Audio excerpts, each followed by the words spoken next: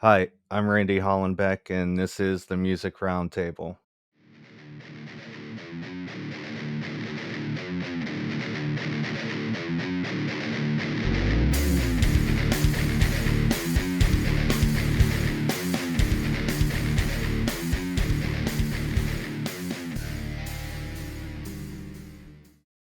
Today on the show, we have Alex Carr from rock band NVision. Hey, I'm doing good. Glad to be here. Showstopper, and I lost her. I was the king of her heart until I got her. Smooth words like the viper in the garden. I lay awake like a coward in the darkness. You were the one, made me feel safe with those slithering eyes. You took my hand and just left me to die. I wanted to start out by digging into some of your history, how you got into music, and what made you start singing in a band. Goes back really far. I actually started doing music in my teenage years. Started writing songs when I was about 10 or 12. Um, Wanted to be in a rock band from the first time I started listening to like Tooth and Nail bands like Dead Poetic and Under Oath, and it's kind of where I got my start at. And tried to put a band together in middle school, and it didn't pan out. And then I had a high school band. It was a punk rock band, and we were doing really well, especially in the time that we were in. And we actually kind of talk about this situation a little bit, mixed in with some other things. But my bass player in that high school band actually passed away. He was 16 years old and bled out from an aneurysm. Not to go deep right off the bat, but it kind of made me never want to be in a band again. You know, this was my brother, and I didn't have enough time with him. And for a while there, I said I never would. You know, and I played in a couple of things here and there, and played with other musicians. There's some random stuff in the depths of YouTube about that, but as far as when I wanted to write my own stuff again, it I that's kind of how NVision got started, because if you look at our older stuff, it is nothing like the music that we're making today. And that's because at first I wanted to be a solo artist, and I figured the only way that I could do that was rapping.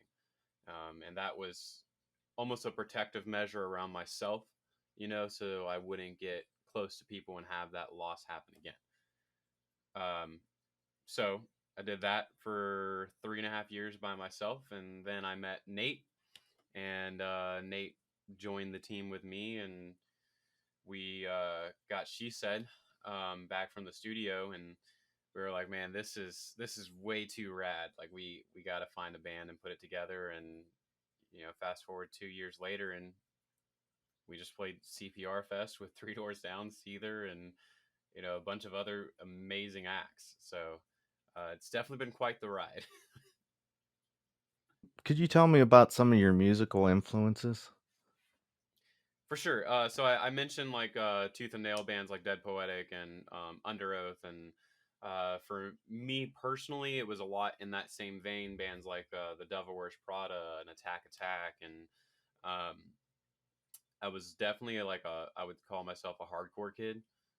I was always going to underground shows growing up, and I guess that's where a lot of like my energetic stage performance comes from. Is seeing those guys just go ballistic as a 14-year-old. I was like, man, I want to do that. Like if there's a way to do it, that's it. Because I had seen all kinds of music growing up and different acts. My dad was in a local southern rock band, and I watched him perform all the time. But metalcore and the energy around it, like that, I remember my first mosh pit. Like I was 14 years old, like 115 pounds, and about the same height I am now. So I was like very, very tiny.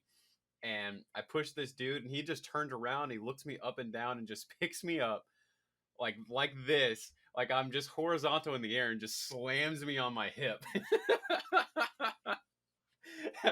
I was limping for like 2 weeks, and that was my introduction. And I was like, I don't know what this is, but this is amazing. And that's kind of where that vein came from. As far as like the styling, you know, we're a little heavy, but we can be radio friendly.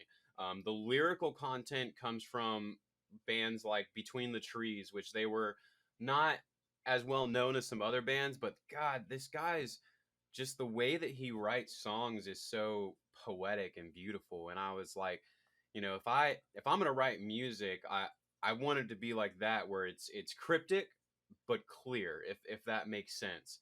And that's where a lot of our songs come, where you know, there are some that are very, very direct, like She Said. And then there's other songs that we have that, unless you really dive into the meaning, you know, you could be like, oh, this is a nice happy song, and then you like dig into the lyrics and you're like, oh my goodness, this is very, are you okay? You know? Okay. Can you tell me how the band originally formed? Yes. It's funny you mentioned that. I'll do a little shameless plug here.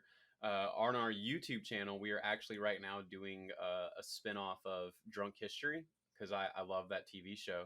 So I got the idea. I was like, hey, you know, not a lot of people are confused about how we went from way over here to way over here.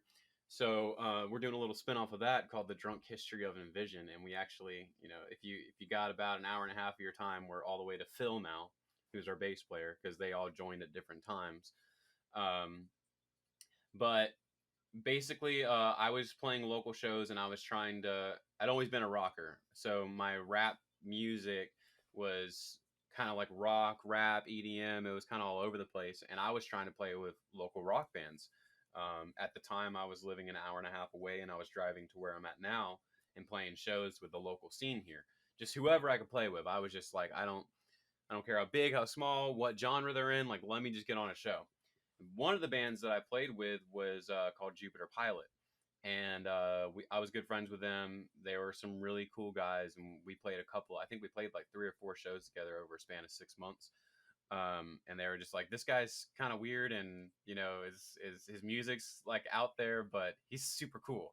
And um, one of the shows we played with them, or I played with them, they had their drums backlined for faster changeover, because I didn't have I just had, it was me and an iPad, and half the time it was me and iPad and a piano amp, and that's how I did my shows. um, and I'm doing this show with them, and I just keep looking over my shoulder at the drum set, and I'm like, man, I wish I had a drummer behind me. Like, it just feels different. And their drummer was like, huh. So after that, I started searching for a drummer, and about a month after that, he reaches out to me and he says, hey man, you still need a drummer? And I was like, yeah, I do. Why, you know somebody? And he goes, yeah, me. And so at first he was doing both, and then during the pandemic, things were shutting down. There wasn't a lot of shows going on. I was ramping up into high gear. I mean, in 2020, we played a couple of shows, a couple of out of town shows, um, shot 5 music videos, recorded 6 songs. Like, we were ramping up, and they were ramping down. And so he just joined up with me full time, and then everything kind of fell into place after that. The other 2 members, did you, like, put out ads looking for them, or did you know somebody that you wanted to pick to join the band? Originally, it was me, Nate, and Kevin. And that's who's in the She Said video, along with Austin. So Austin I knew from when I lived in New Orleans, and him and I had done a little bit of music together. And then Nate's my drummer, who came from the other band, and Kevin I met through a mutual friend. He heard She Said, and he's like, yo, this is amazing. How can I help? And so, like, when She Said was written, like, it was just me and our drummer. That was it. There was nobody else. So I pulled together a band for the music video, which was a DJ, a guitar player, and a drummer, no bassist. And we were just like, we're gonna make this work, you know, like, we're gonna do it. And then about 6 months after that, we were releasing Perception, or the video Perception, and around that time is when Phil, who was the bass player in the band that Nate was in before, he wasn't in a band either at the time. He just hadn't been doing music and wasn't sure if he wanted to keep doing music. And we reached out to him. And we're like, hey man, you want to join? And he was like, Well, yeah, yeah. And so he joined for the video perception, learned all of our songs, and um, then about 8 months later, we were looking to add in a second guitarist just because our songs are so intricate. And Chase, who is now our lead guitarist, joined the band, and that's kind of how things come. We were a five piece, and then us and Kevin just kind of went separate paths, and I think he's getting ready to do some new things this year. And so yeah, that's how we got Chase, me, Nate, and Phil is kind of our solid lineup. How did you come up with the band name? NVision was kind of a play on words as well as a duality. And that probably came from the roots that we have in hip hop, where there is a lot of play on words and different things like that, just kind of naturally in the music. Um, and I think keeping it, because I've had a couple people, say, "Hey, you should change your name," blah blah blah, and I love the name. I don't know why we would, like there are some ridiculous band names out there that are huge. So I don't think that our name would be a reason to not be huge. Um, so it kind of came from this duality of meaning of uh, I all I see right now in front of me is making tracks on my iPad. Like nobody's at shows, no one cares. Like, but I can envision what is coming and what will be, and then there's not an I or an E in the front of it because of the duality where before we could envision it, and now things are starting to come to fruition, and it's in vision of what I had seen all along. That's kind of where that comes from. What city is your band based out of? Biloxi, Mississippi, also the home of Three Doors Down and a few other bands that have come out of this area over the years. This wasn't all for nothing. Paint another picture, perfect life. I don't care about reality. I lost my grip on that, don't need it anyway. I let you in my heart and watch it fade away. If this is the end, I swear I'll tear it all apart. Or we can begin again, erase it and restart. Dark thoughts, it's too late. I swear I can't escape. I'm trapped, right by this over and over. I wanted to dig in a couple of your songs. Fake Friends, you have a lyric line in there where it says, "Fake friend with a knife in hand, target on my back while we play pretend." Now, you were talking about the wording earlier about how the songwriter words things, you know. So, can you tell me a little bit about that? Absolutely. So it's funny because Fake Friends was everything before Fake Friends was kind of the lyrics were like either 100% me or songs that I had for years that we tweaked and developed. So that was the first co-writing experience with the band, and I wrote it largely with our former guitarist Kevin. He sent me a lot of ideas, and I kind of pulled different elements out of that to try to depict the song that he wanted as best as he could. My line of thinking in that particular line, it's kind of like a reference to being stabbed in the back while we play pretend, so you have friends that are out there that are happy to your face, and you might even think they love you and you're best of friends, and then you find out they're talking a bunch of shit behind your back. So that's where it's like, fake friend with a knife in hand, target on my back while we play pretend. So we're pretending here that obviously we're chill and kosher, and but evidently that's not the case, and I just didn't see the knife that you were holding on to. So Okay. Another song is Showstopper. You have a line in there. It says, "Smooth words like the viper in the garden, lay in wait like a coward in the darkness." Can you tell me a little bit about that? Whew. Yeah. Um, so Showstopper was written about an ex of mine. And like a lot of our early music was because I was still developing as a writer. I think like every emo and hard rock band has to get past the point where they stop talking about chicks. You know what I mean? Like, because at first it's just, and then they start talking about their town, and then they move on to stuff of substance. So that was my lost love phase, I think, and that's what she's a showstopper, and I lost her. I was the king of her heart until he got her.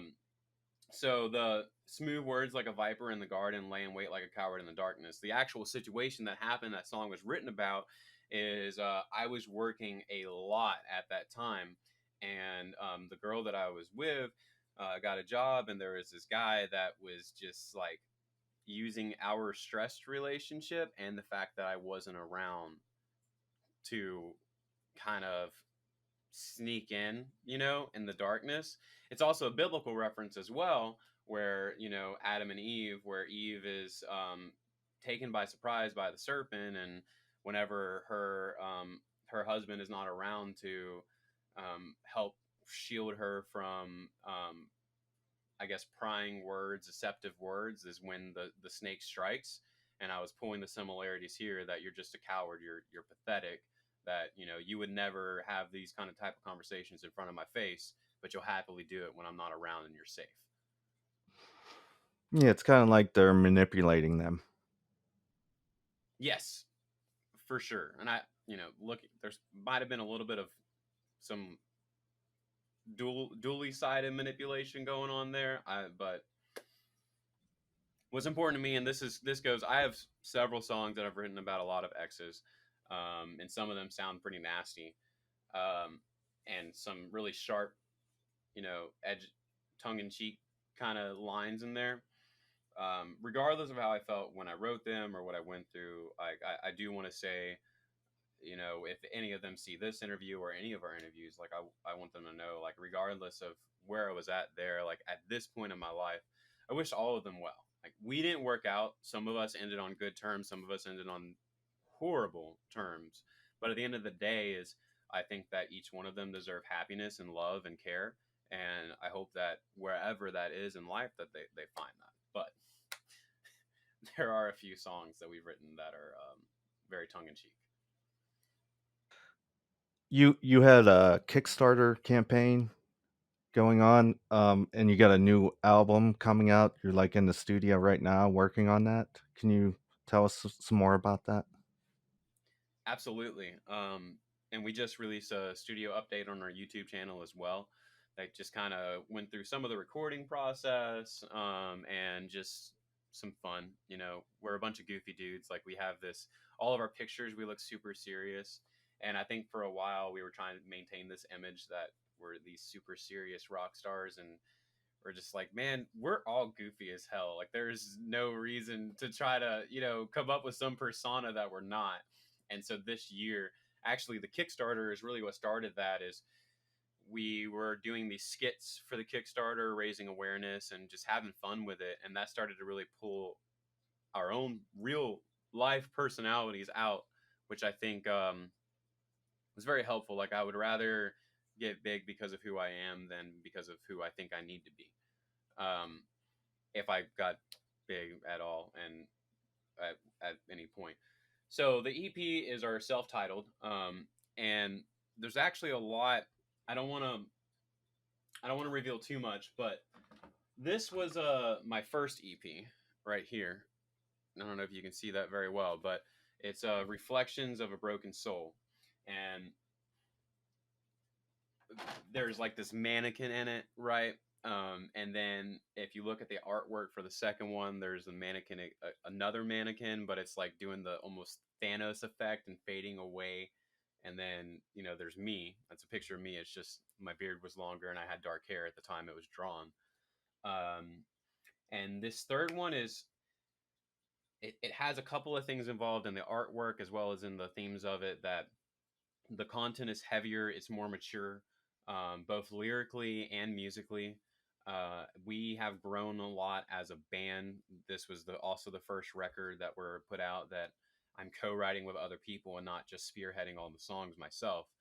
Um, and so it's like the end of an era in terms, which is also why I'm self-titling it, because it's like when you have, it's like there's so much going on from the last EP to this EP. We don't have to put a title on this. It stands for itself, and the hard work that we've done kind of stands for itself. We are hitting all kinds of very difficult subject matter, from abortion to death to uh, PTSD and panic attacks and general anxiety, and just a lot of like real life scenarios that I think a lot of people will be able to relate to, especially post pandemic. So many of us have come out of um, these seasons with a lot of pain and suffering, and maybe, mental issues that we weren't aware of. Like, I was talking to one of our fans the other day. She's been a fan for a long time, and she was describing these things. She said, I was going to the therapist, and she says I have post traumatic stress disorder, and that's stupid because I've never been to war. I'm like, what? No, that you, you and it hit me that we are so misinformed as a country about mental health that some people think that the only way you can get PTSD is by getting shipped off to the Middle East or wherever else, America wants to find oil right now. Like, oops, but oh, whoops. But that there is such a misinformation about our own struggles, that I think, not only is this going to be important things, banging songs that sound really cool, but when people dig into them and think about them, and we're going to do explanation videos as well, I think it'll be really healthy and helpful and generate conversations that maybe need to be had. Like with She Said, victims of sexual assault resonate with that song. And I've heard a couple of times people say, hey, I wish that I had this song when I was a teenager, so that when I couldn't tell my parents how I felt, I could just show them this. And I think in that same way that music speaks to us, um, some of these songs will bring out things in people that they were unaware that they were dealing with. So then that can start conversations that lead towards healing. Hey, this song really hits home for me, and I don't know why. And then, hey, okay, well, let's talk about why, because this is what I was writing about. Oh my God. Yeah, let's go get you some help, bubbly. Like, let's get you feeling better. And that's where that's the reason why I do music. Like, I can't tell you how many people I've talked with outside of random bars around the country that just wanted to die. And, because we went up there and I told them that I did too, and now I'm living my dreams. Like, maybe that was going to be their last night, and now it's not. And that's why I do music, is for those people, for those hurting and broken people that need to be told it's going to be okay, or at the very least, you're not alone. I don't know if that answers your question. Kind of rabbit hole a little bit. Now, do you have a date when this is going to be released, and how many songs are on the album? So we're not allowed to talk about the release date just yet.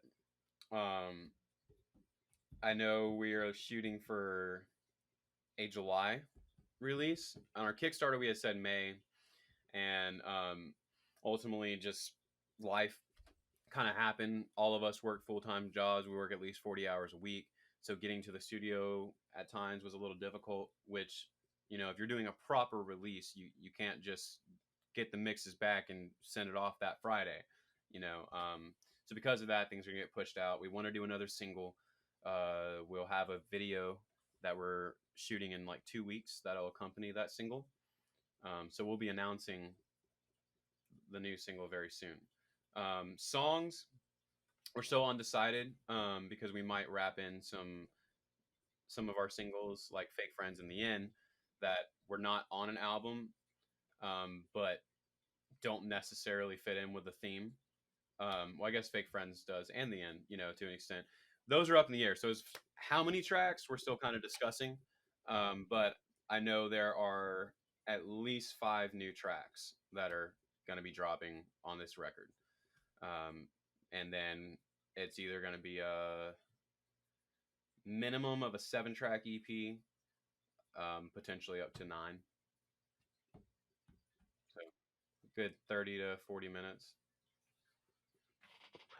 What do you guys got planned for the rest of 2022? Right now, we're doing this EP, of course, and then we have a couple of shows lined up. We're really focusing on the fall on shows, just because we wanted to be, we just played CPR and the reception was amazing. Um, Fortunately and unfortunately, all of our favorite bands from 2008 are dropping out of the sky. Like, it's the movie, like it's raining meatballs, right? Well, now it's raining 2008 bands. And that's great. Like, I'm as a fan, I'm super stoked, but it also means that every single festival in the country right now is not accepting new bands. They're putting in all these bands that haven't played shows in 20 years. um, so that kind of limits us, because we're not the band that plays in your local sports pub every other weekend or 3 times in a week. We try to space out our shows to keep things exciting. Pretty much every show we do, we're bringing something new, um, and those things take time to plan. So I think it's going to be a lot of an internet game this year. We're going to really focus on TikTok and Facebook and YouTube, and try to really, I think a lot of people get stuck in the 90s and the 2000s, where for 20 years the name of the game has been play shows, play shows, play shows, play shows, play shows, play shows, play shows, and then so hopefully one of these shows there's an A&R at a record label that just happens to be in the audience because he likes the beer that place offers and he happens to hear your band, or some major label band plays a show with you and they call their A&R and they're like, you got to check this band out. And that's just, those aren't realistic and they don't happen anymore.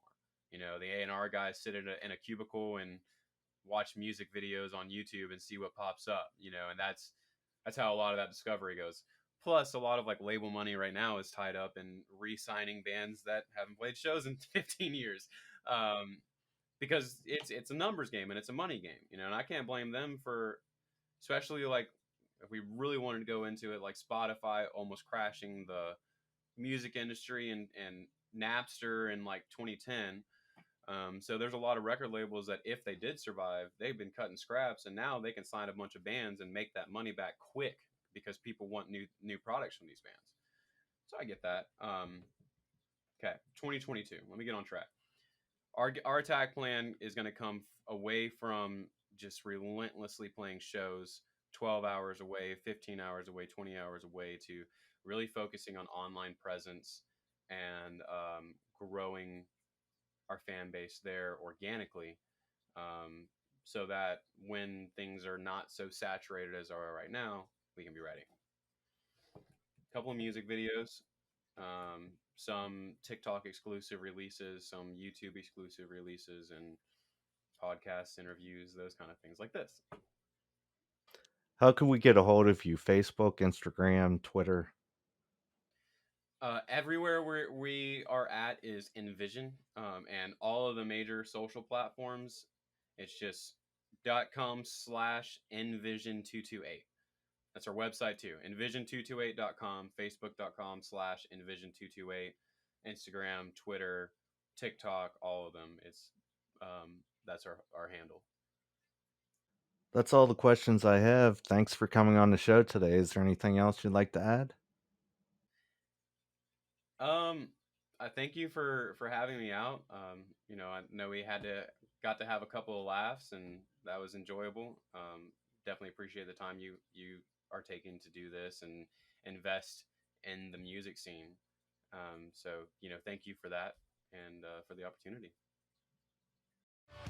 Let's better my claim matter.